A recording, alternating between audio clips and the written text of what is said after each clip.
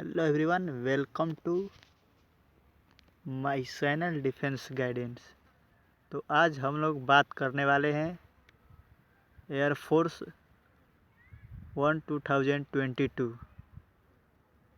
कि क्या आपने जो फॉर्म भरते समय गलती की है और क्या आपका एडमिट कार्ड आएगा या नहीं आएगा।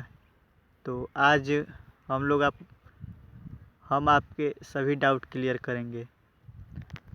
जैसा कि हमारा फॉर्म भरना 22 जनवरी से चालू हुआ था और आज वो 7 तारीख यानी 2 का महीना यानी 7 फरवरी तक ये ख़त्म हो चुका है, जो कि कल उसका अंतिम डेट था। और यहाँ तक पता चला है कि 7 लाख और कुछ फॉर्म भरे जा चुके हैं।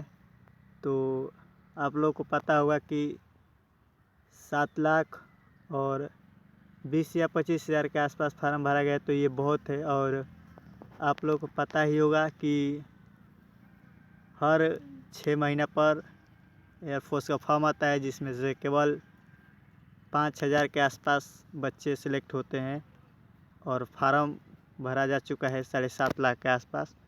तो आप लोग समझ सकते हैं कि आपका कंपटीशन कितना टफ है।